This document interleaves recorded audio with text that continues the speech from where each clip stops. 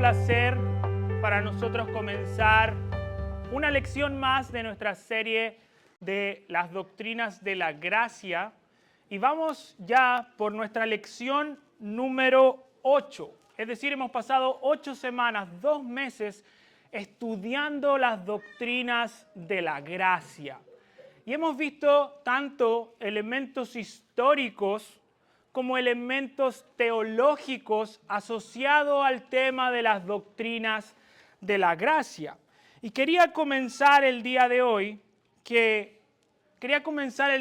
diciendo que cada vez que nos acercamos al tema de las doctrinas de la gracia, cada vez que nos aproximamos a tratar de entender lo que la Biblia enseña sobre Dios, sobre el ser humano, sobre la salvación, no estamos simplemente tratando de darle sentido a pasajes aislados de la Escritura. Y quiero que entiendan bien eso. No es el estudio de las doctrinas de la gracia no es simplemente 2 o 3 pasajes que estamos interpretando para darle sentido a la doctrina de la salvación. Esa no es las doctrinas de la gracia. Cuando estamos diciendo que nos aproximamos a las doctrinas de la gracia, lo que queremos decir o presentar es una cosmovisión bíblica. Y cuando digo cosmovisión, me refiero a la capacidad que tenemos de interpretar el mundo a partir de los datos que nos entrega la Escritura.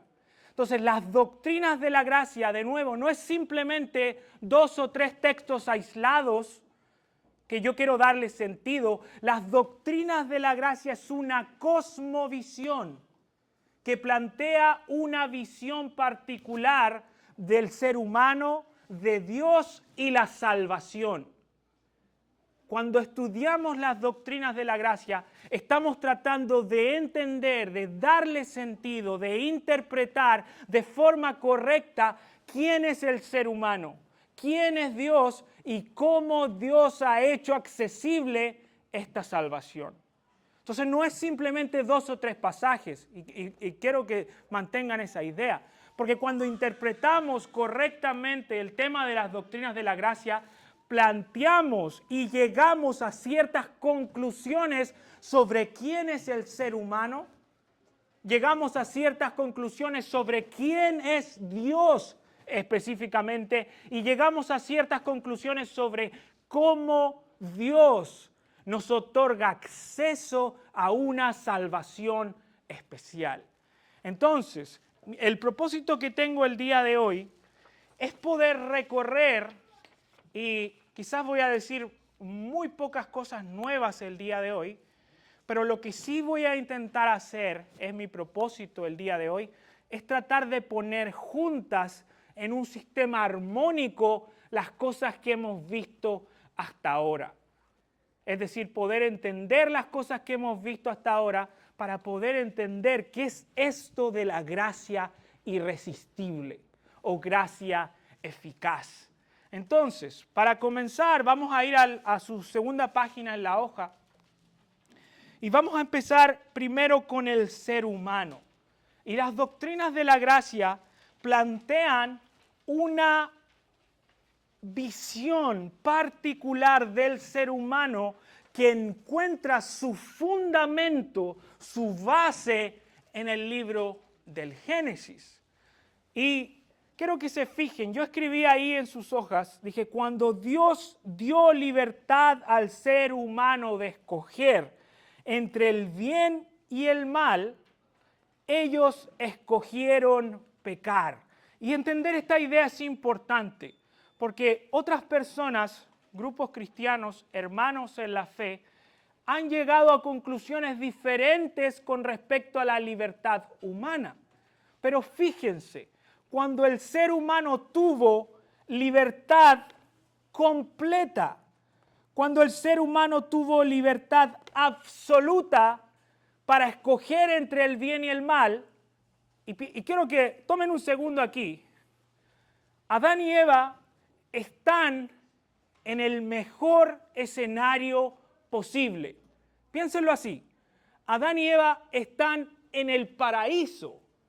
no hay tentación, no hay cosas malas, no existen personas que me inciten a pecar, no hay un mundo lleno de desastres naturales, no hay una sociedad corrompida, el matrimonio de Adán y Eva es armónico, no hay nada externo a ellos que los lleve a dudar de la bondad de Dios. El escenario es perfecto, Adán es perfecto, Eva es perfecta. Ambos no cargan con el pecado original, son completos. Dios los creó, dice en Génesis 1, bueno en gran manera. Y cuando el ser humano se pone en ese escenario y le dan la posibilidad de elegir, de nuevo, el escenario es, ¿cómo es? Perfecto. Están en el paraíso. No pueden estar en un lugar mejor. Y cuando les dan la opción de escoger, lo que tanto les gusta enfatizar a ciertos grupos que interpretan esto, cuando les dan la posibilidad de escoger, ¿qué hace el ser humano? Y fíjense cómo dice Génesis 3:6. Dice, y vio la mujer que era bueno.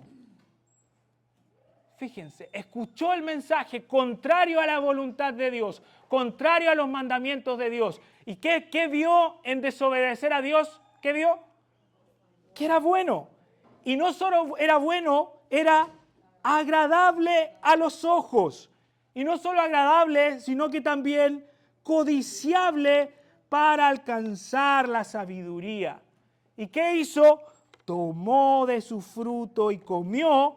Y Adán, que estaba al lado, no estaba apartado como un inocente, estaba mirando todo lo que estaba pasando. Dio también a su marido, el cual también comió con ella, por lo tanto creyó exactamente lo mismo. Entonces, fíjense por favor, cuando el ser humano tuvo capacidad de escoger, escogió cuestionar la autoridad de Dios. Dios les dio una instrucción, solo una, nada más que una instrucción. Les dijo, de todos los árboles que hay en el huerto pueden comer, pueden pasear libremente, pueden hacer todo lo que quieran en el huerto. Una cosa no tenían que hacer, ¿cuál era? No comer del fruto del árbol del bien y el mal. Una instrucción, solo una. Imagínense, todos los mandamientos de Dios reducidos a una instrucción. ¿Y qué hizo el ser humano? Decidió que era bueno, agradable y codiciable cuestionar la autoridad de Dios. Ahora, ¿por qué esto es importante? Porque cuando llegamos a entender esto, cuando el ser humano peca por primera vez, toda su descendencia hacia abajo carga con una herencia. En Génesis 5 ya no se dice solo que Dios creó al ser humano a su imagen, sino que Adán concibió hijos conforme a su imagen. Por lo tanto, el ser humano carga con esa culpa. Y luego de que el ser humano pecó, el ser humano ha sido integralmente afectado por el pecado. Y cuando digo integralmente, no estoy queriendo decir que el ser humano sea tan pecador como puede ser.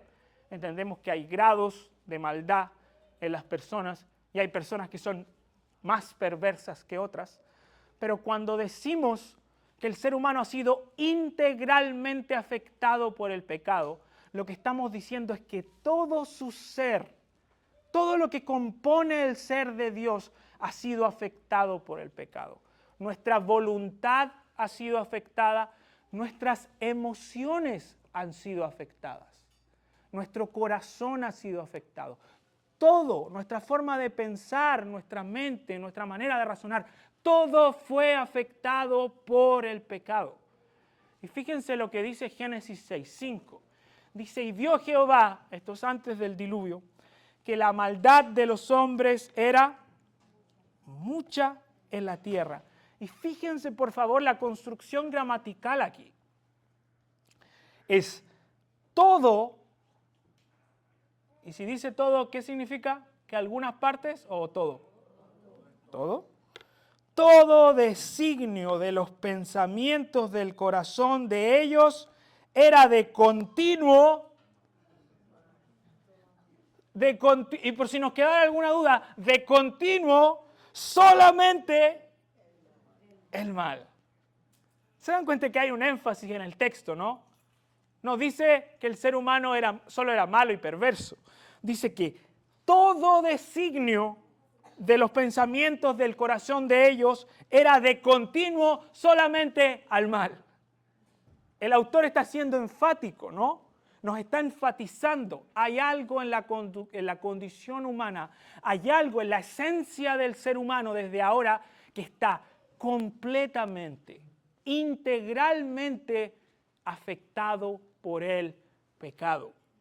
Y es importante entender esto porque ahora el ser humano es pecador y tiene, puse ahí, capacidad de tomar decisiones.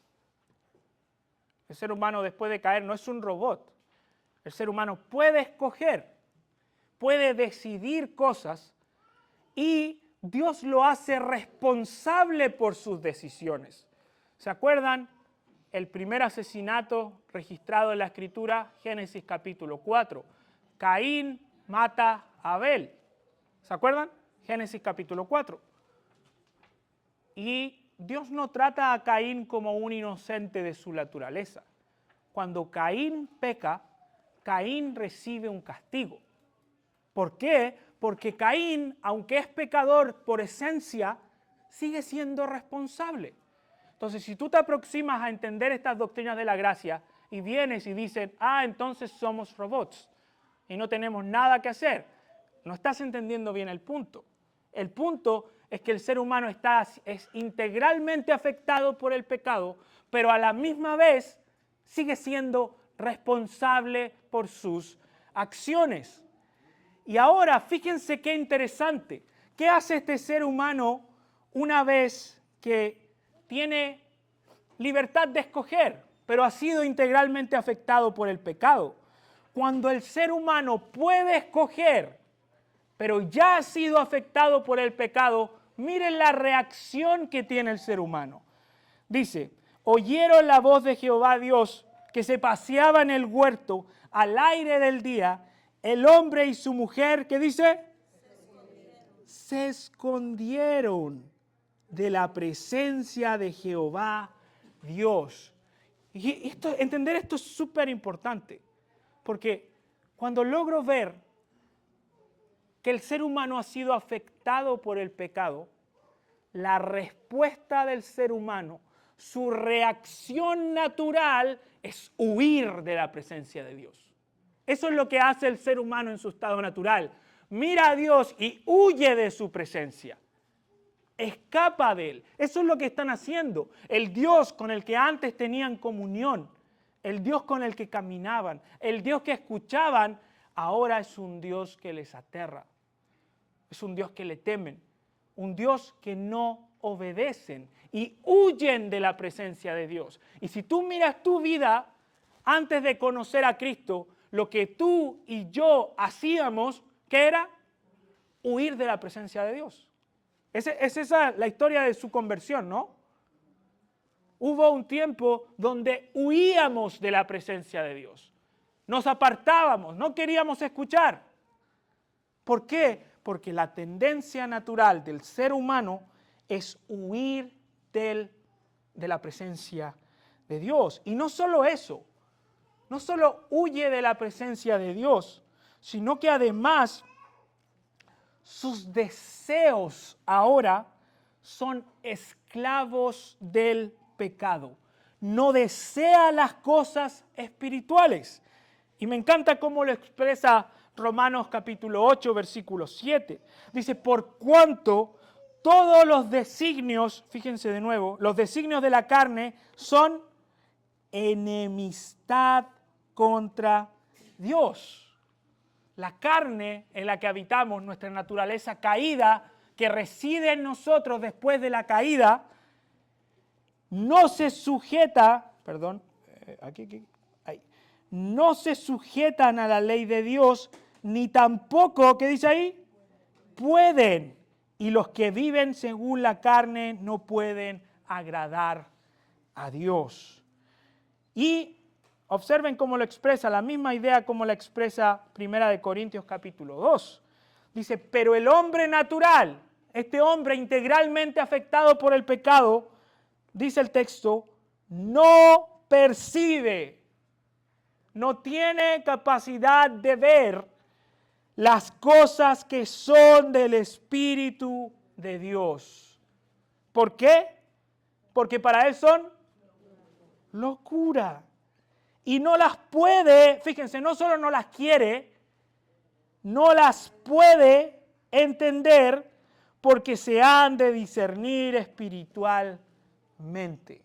Si tú entiendes esto, si entiendes esto, que el ser humano ha sido profundamente afectado por el pecado, que sus deseos han sido afectados, que su naturaleza ha sido afectada, que su conciencia ha sido afectada, que sus emociones han sido afectadas, debes entender, y creo que presten atención en esto, deben entender que sin la intervención divina,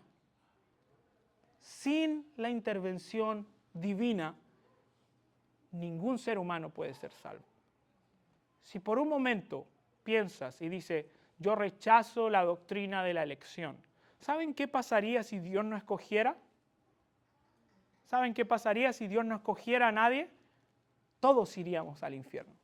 ¿Por qué? Porque el hombre que no es del Espíritu no percibe las cosas de Dios. Son locura. Si por un momento pensamos que rechazar la elección es una mejor opción para el ser humano, creo que estamos rotundamente equivocados. Si rechazamos, de nuevo, la idea de que Dios escoge, no hay esperanza para el ser humano. Porque hemos visto todos los designios del pensamiento son solamente de continuo al mal.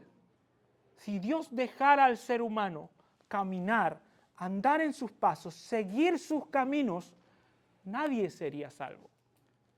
Y Dios castigaría justamente a criaturas rebeldes que pueden observar en la creación, que pueden observar en su conciencia la gloria de un Dios majestuoso. La gloria de un Dios enorme, gigante, perfecto, santo.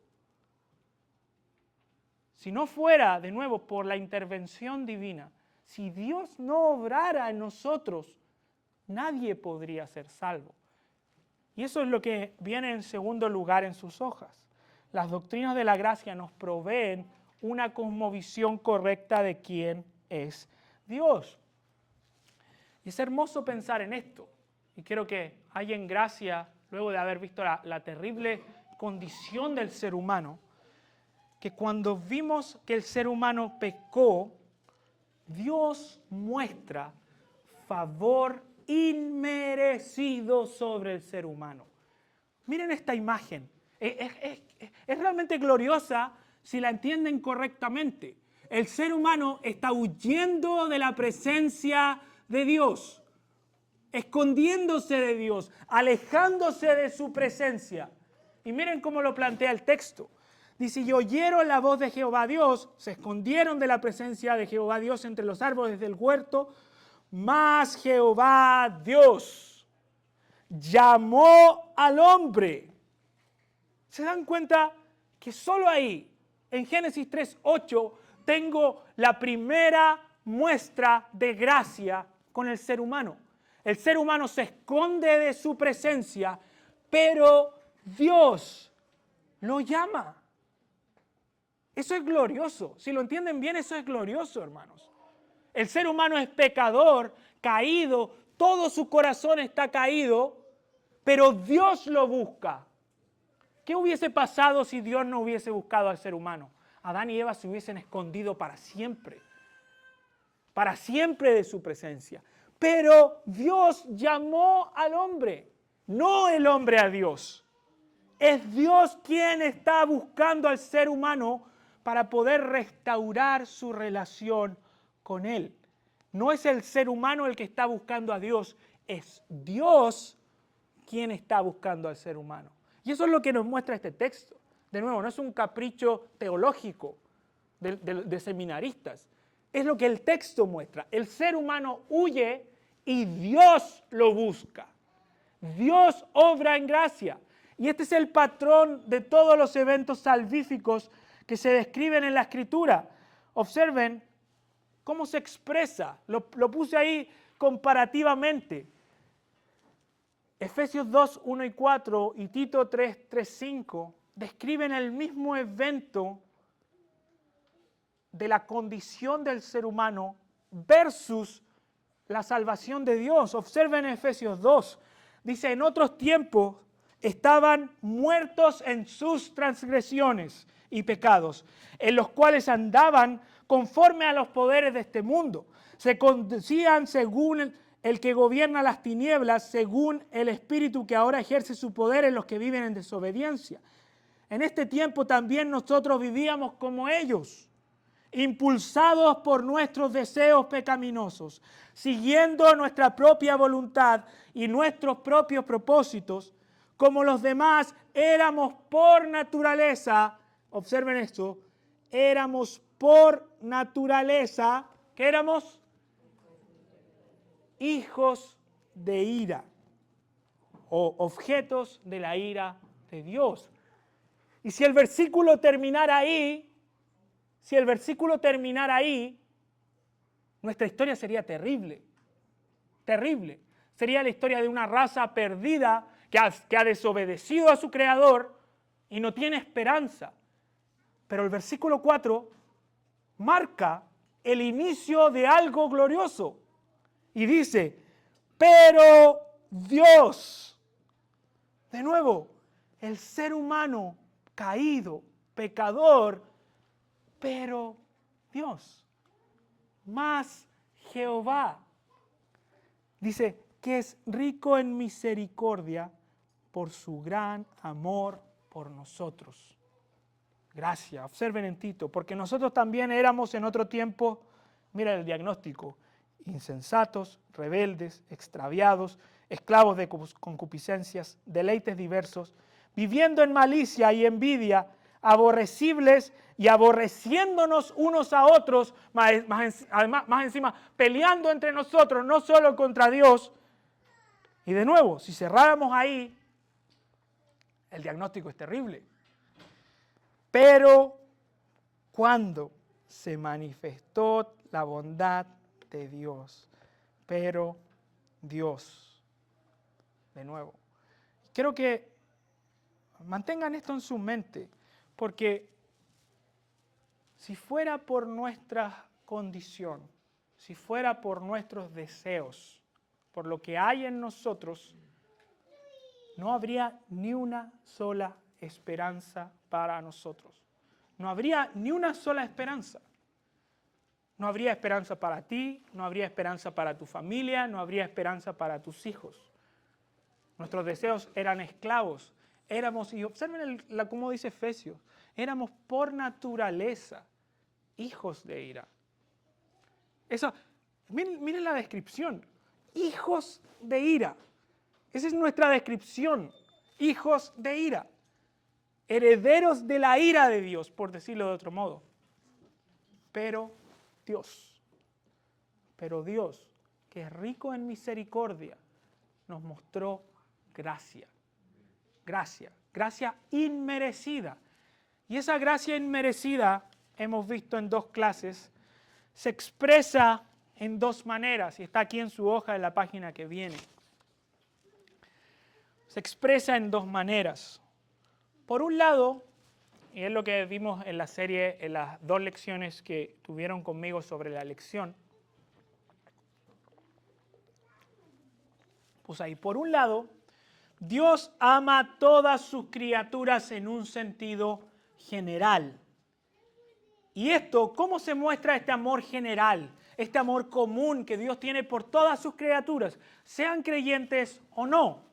¿Cómo se muestra este amor general de Dios, este amor cierto y verdadero que describe la Escritura? Por una parte, este amor general se describe primero porque Dios ha sido paciente con todos.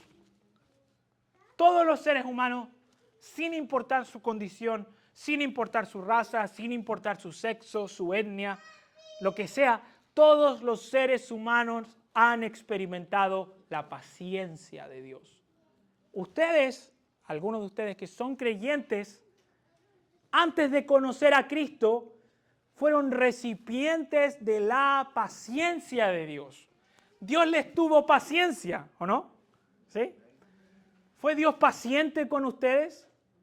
¿Fue Dios paciente al esperar que llegaran a los pies de Cristo? ¿Pudo haber Dios acabado con sus vidas antes? ¿Sí? Pudo, ¿no? Yo siempre, no sé si alguna vez les he contado esto, pero cuando yo estaba a un año antes de terminar mi secundaria, estuve a punto de morir. Y cuando digo a punto de morir, es a punto de morir. Me dio un paro cardiorrespiratorio por una bacteria, un virus que me entró, y tenía 16, 17 años y pasé meses en el hospital. Estuve en coma, estuve conectado a respirador artificial, mi mamá se quería morir, mis hermanos, era terrible, era terrible, solo el escenario era terrible. Y yo podía pensar, Dios pudo haber acabado con mi vida en ese entonces y hubiese sido justo, pero Dios tuvo paciencia, extendió mi vida. Y después de eso, no por ese evento, sino por eventos posteriores, llegué a conocerle, años después. Pero todos esos años, Dios derramó paciencia. Paciencia conmigo, que era un pecador, que vivía conforme a este mundo, que caminaba muy diferente a como camino el día de hoy. Pero si no hubiese sido por la paciencia de Dios, yo pude haber muerto, como cualquiera de ustedes. Como cualquiera de ustedes. En segundo lugar, el amor de Dios se expresa en que podamos disfrutar la creación. Todos los seres humanos tienen acceso a disfrutar una creación hermosa. ¿A cuántos de ustedes les gusta ir a parques, a cerros, a las playas? Y todos los seres humanos pueden disfrutar eso. Pueden disfrutar de la creación de Dios. Y eso de nuevo es otra muestra de su amor para sus criaturas, le conozcan o no. Y por último, la última muestra del amor general de Dios es que Dios está llamando a todos los seres humanos, sin distinción, no a una élite, no a gente de una clase social, no gente de un solo país, no gente de una sola raza. Dios está llamando a todos los seres humanos a arrepentirse. Y eso es de nuevo, es una muestra de la gracia de Dios, de un amor general, de un amor común. Nosotros podemos decir que Dios ama al mundo. Eso está en Juan 3:16. Dios ama al mundo. Y esto es una muestra de eso.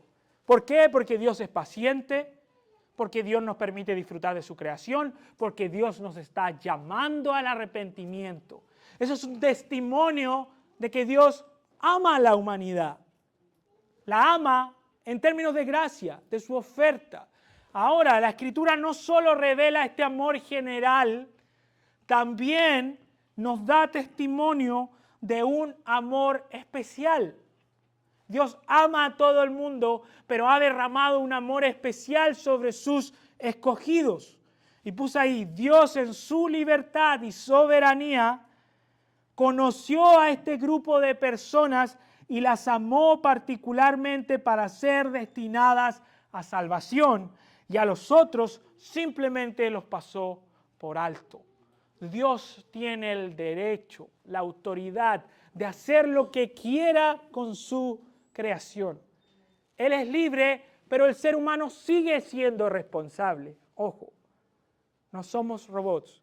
Nuestras decisiones sí importan. Las decisiones que ustedes tomen el día de hoy sí van a tener consecuencias. Consecuencias que a veces pueden ser eternas. Consecuencias que pueden durar por su vida entera. Y esa es la decisión de venir o no a los pies de Cristo. Es una decisión que te va a costar la vida entera. Y, de nuevo, hay un amor especial.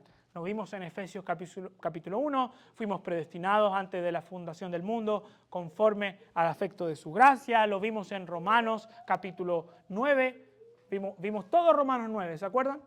Que vimos en Romanos 9 la elección de Dios, la autoridad de Dios de escoger. Y la pregunta obvia, ¿es justo? ¿Es justo que Dios escoja? ¿Se acuerdan que hacíamos el siguiente esquema? Preguntábamos, ¿es justo que Dios escoja? Y veíamos dos cosas. ¿Qué merece el ser humano en su estado caído? Castigo. En Génesis 2 o Génesis 1, cuando Dios le dice, el día que comas del fruto, ¿qué va a pasar? Vas a morir. Esa es la respuesta.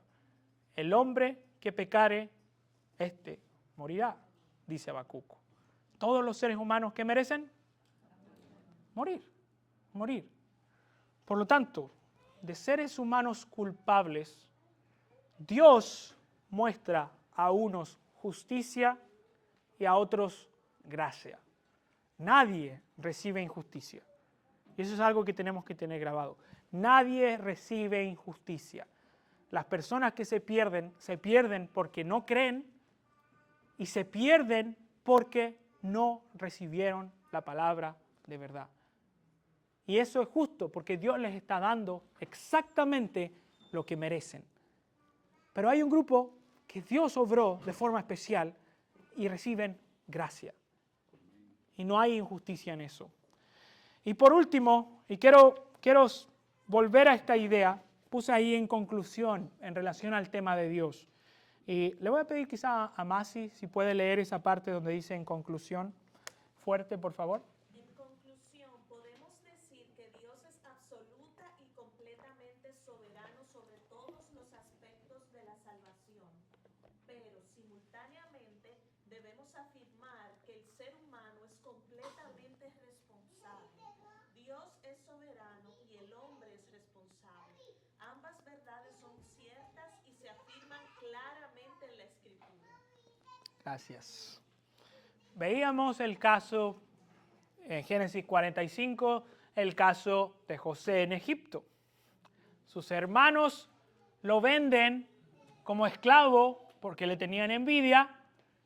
Y cuando José los confronta, le dice, ustedes me vendieron, pero Dios me trajo aquí para preservar mucha vida. El ser humano es responsable, Dios es soberano.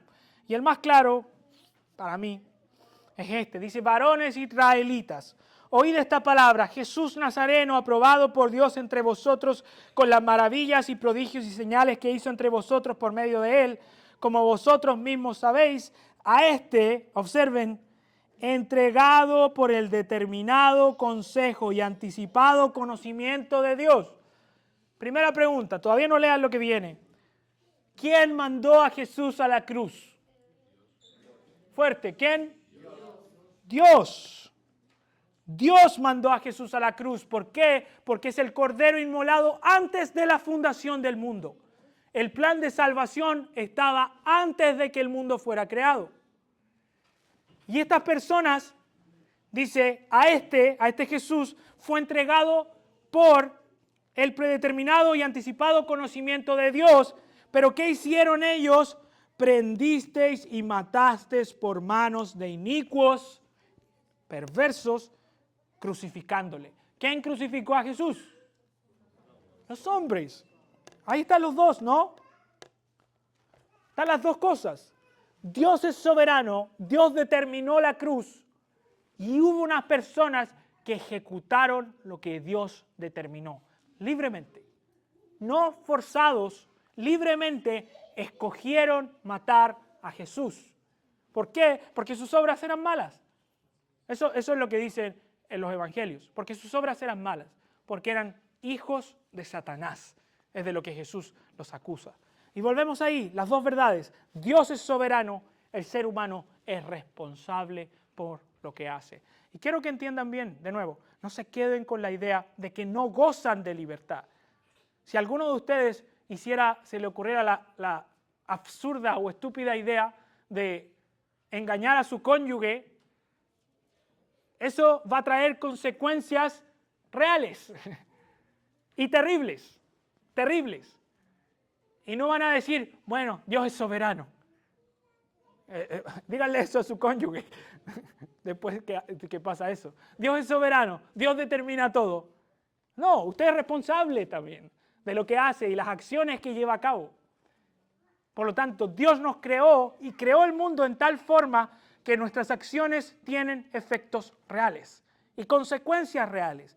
Y nuestras decisiones, incluso en términos salvíficos, van a tomar un peso al final de la historia.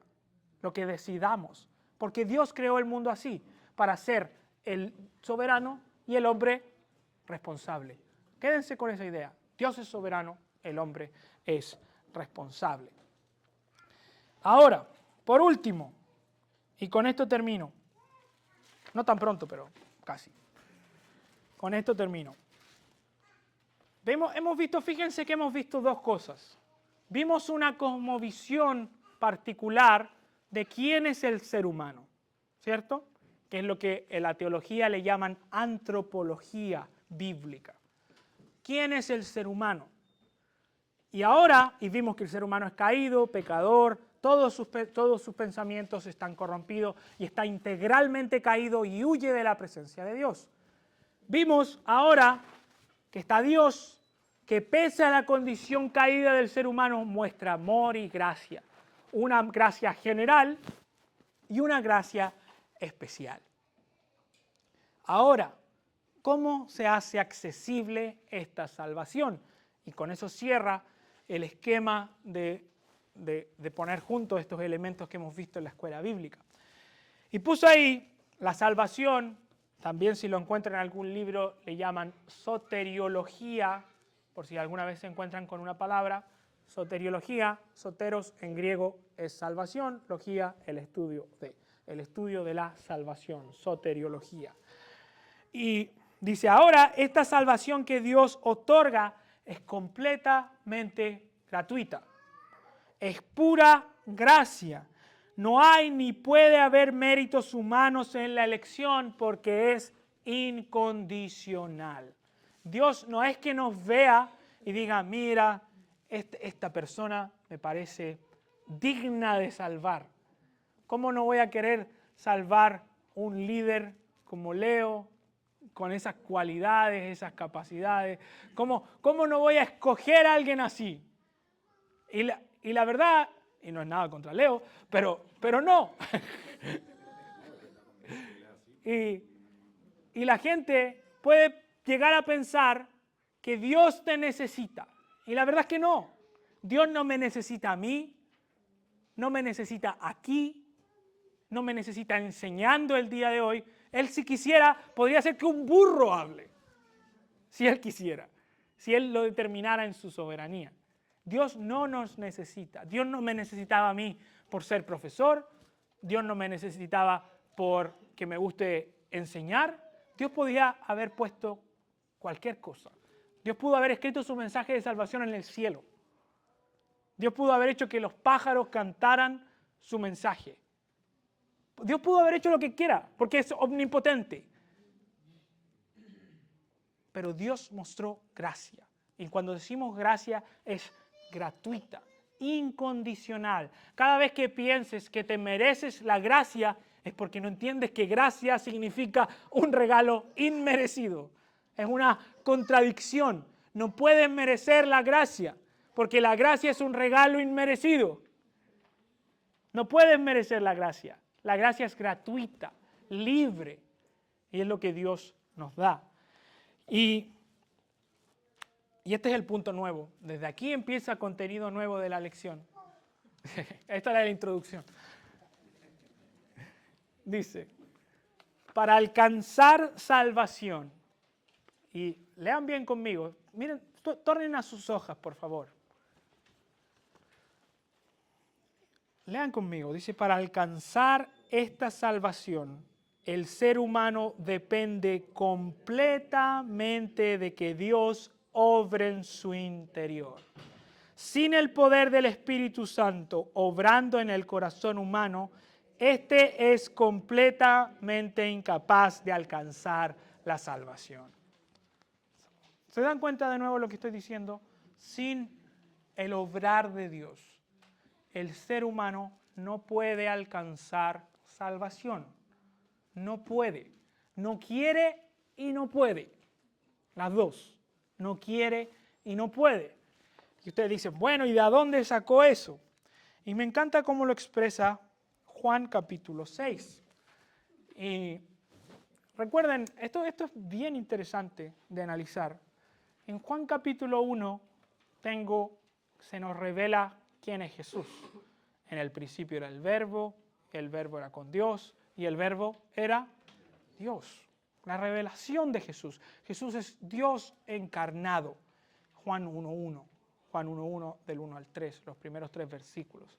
En Juan 1.1 al 19 termina esa sección que podríamos decir que es el prólogo de Juan, donde nos presenta quién es Jesús.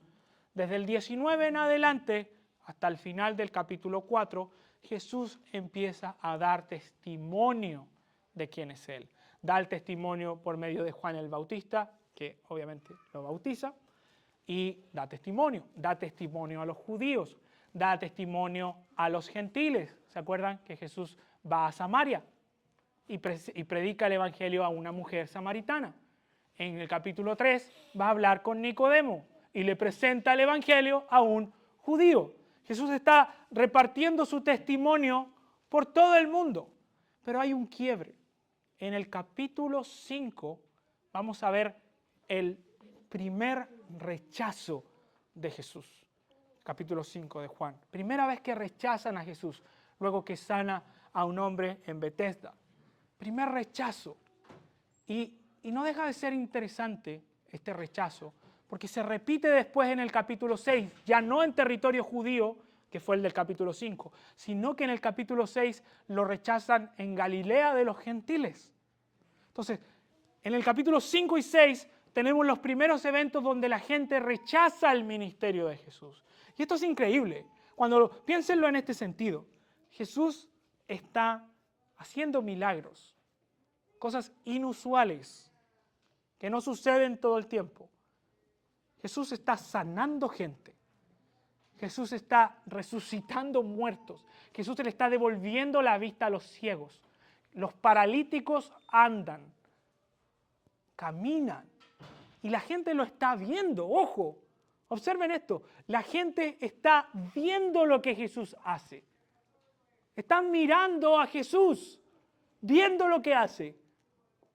Y así todos lo rechazan. Y uno podría decirse, ¿cómo es posible que el Mesías escogido por Dios pueda ser rechazado? ¿Cómo puede Jesús ser rechazado? Y Jesús, en 2 discursos, uno en el capítulo 5, pero no quiero ver ese, y en el capítulo 6 va a dar 2 discursos para explicar por qué lo rechazan. Y observen, por favor, en el capítulo 6, versículo 35, Jesús está dando testimonio de él. Dice, yo soy el pan de vida, el que viene a mí nunca tendrá hambre, y el que en mí cree no tendrá sed jamás. Mas yo he dicho esto, que aunque me habéis visto, ¿qué pasó? No creéis. Y aquí viene una declaración increíble. Ellos no creen, y Jesús les dice, ustedes no creen, y dice, todo lo que el Padre me da, vendrá a mí. Y el que a mí viene, no le echo fuera. ¿Qué está diciendo Jesús al decirles eso? Ustedes no creen, pero todo lo que me da el Padre viene a mí. ¿Qué está asumiendo Jesús de ellos?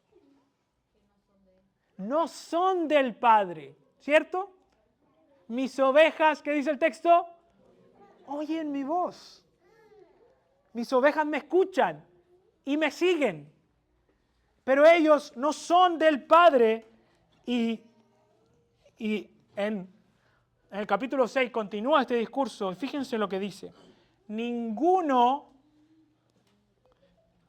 yo sé que ustedes son buenos intérpretes de la gramática. Si dice ninguno, ¿cuántos son? 0. todos los seres humanos, ninguno, ¿qué dice el texto? Puede venir a mí. Y observen bien, porque el texto no dice, no solo no dice, no quiere venir a mí. Eso es una cosa que es cierta también. Ellos no quieren arrepentirse y se enfatiza en el capítulo 5 y 6. Pero ellos no solo no quieren, dice el texto que no pueden. Eso es otra cosa diferente. Eso tiene que ver con sus capacidades. No pueden venir a mí. Pero hay una condición en la cual sí pueden venir. ¿Qué tiene que pasar para que vengan? Si el Padre que me envió no le trajere, y yo le resucitaré en el día postrero. Para que alguien venga a Dios, ¿qué tiene que pasar? El Padre lo tiene que atraer. Eso es lo que el texto dice. Y me encanta cómo dice esta cita. Y déjenme explicarles una cosa. Aún los fariseos podían tener cierto orgullo al rechazar a Jesús. Aún la gente incluso que rechaza a Jesús puede albergar un sentido de orgullo. Yo rechazo a Dios. Yo soy el que me estoy oponiendo al creador del universo. Y Dios da una respuesta muy diferente. Y observen cómo expresa esta cita. Dice, a las personas les gusta sentirse independientes. Piensan que vienen o pueden venir a Jesús completamente por su voluntad propia. Jesús nos asegura que esto es una completa imposibilidad. Nadie, absolutamente nadie, puede venir a menos que el Padre lo atraiga. Dice, esto es así porque es imposible. ¿Por qué? ¿Por qué esto es así? Porque es imposible que mis percepciones distorsionadas, como están por el hecho de que me convierto en el centro de mi mundo, porque soy egoísta, egocéntrico, porque solo veo a mí mismo. Y ojo, esto era lo que éramos. Y en algún sentido aún luchamos. Puedan por sí mismos reconocer y percibir la presencia de Dios en este hombre. No es que el ser humano solo no quiera, es que es imposible para el ser humano venir a Dios si Dios no lo atrae. Si Dios no lo atrae. Dios tiene que obrar en la salvación. Y no quedó la raya, ¿no? No, ok. Dice, fíjense en Juan 8:43. ¿Por qué no entendéis mis palabras? De nuevo, discutiendo con los fariseos. Porque no podéis escuchar, y esa palabra en griego tiene el sentido de obedecer, no solo oír en el sentido físico, sino que obedecer, porque no podéis escuchar mi palabra. No pueden obedecer. No solo no quieren, sino que tampoco pueden, que tiene que ver con la capacidad. De nuevo, el mismo versículo que les decía antes, que está acá, dice, pero vosotros no creéis. ¿Por qué no creen? Porque no sois de mis ovejas. ¿Cuál es la razón por la que estas personas estaban rechazando a Jesús en su ministerio? ¿Por qué? Porque no son sus ovejas. ¿Por qué? Porque mis ovejas, ¿qué hacen? Oyen mi voz y yo las conozco personalmente, íntimamente, y me siguen. Y me siguen. Siguen Juan. Dice, pero a pesar de que había hecho tantas señales delante de ellos, no creían en él, para que se cumpliese la palabra del profeta Isaías. Que él cegó sus ojos, él cerró sus oídos para que no entiendan y se conviertan. Por esto no podían creer. Por tanto, para que un ser humano llegue a creer, necesita de que Dios haga una obra sobrenatural en ellos. Dios obre en ellos. Y me encanta cómo lo expresa en Mateo. Y este es el último texto que vamos a ver. Cuando Mateo, al fin Pedro le da en el clavo. Le hacen una pregunta y Pedro tiene la respuesta correcta. Jesús le pregunta, ¿quiénes dicen los hombres que soy? Que yo soy. Y unos dicen, es Elías, es la reencarnación de Juan el Bautista, es un profeta. Y Jesús le dice, ¿y ustedes quién dicen que soy? Y Pedro, ¿qué contesta? Le dice, tú eres el Cristo, el Hijo del Dios viviente. Y cuando Pedro da el clavo, tiene la respuesta correcta de la identidad de Jesús, ahora Pedro se puede jactar. ¿Por qué? Porque él lo descubrió. ¿Eso es lo que dice el texto? ¿Qué dice? Bienaventurado eres, Simón, hijo de Jonás, porque no te lo reveló ni carne ni sangre. ¿Quién le dio el conocimiento de que Jesús era el Mesías? El Padre que está en los cielos. Y eso que es cierto de Pedro, es cierto de todos nosotros.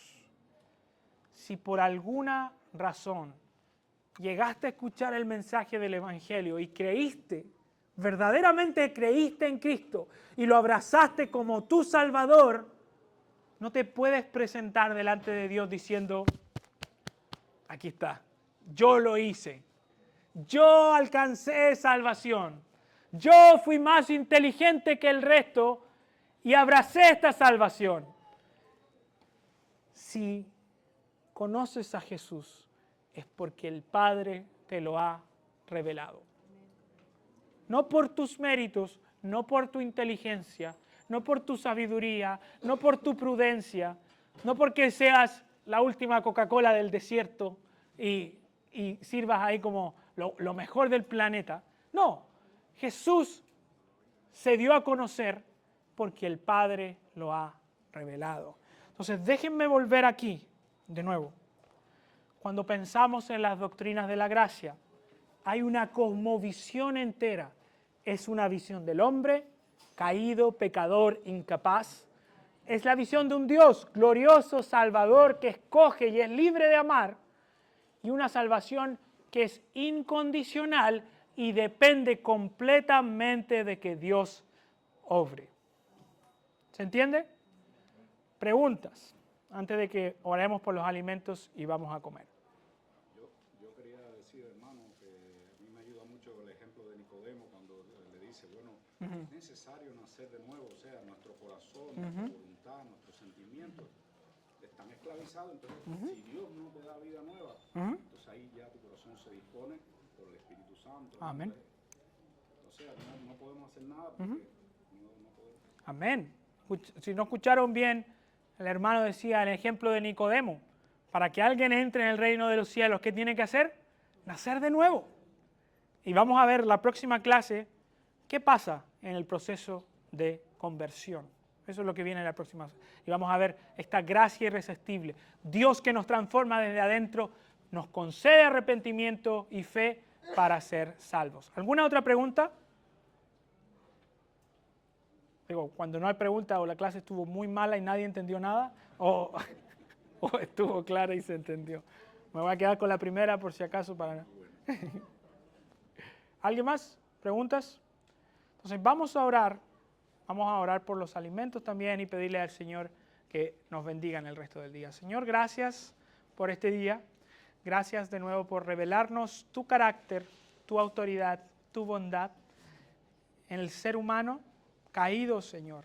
Gracias porque no te merecíamos, porque no somos mejores que los demás, ni más buenos, ni más sabios. Tú has escogido lo necio del mundo, lo vil, Señor, para deshonrar, Señor, y acabar con la sabiduría de este mundo, Señor. Bendícenos y gracias por este tiempo en el nombre de Jesús. Amén.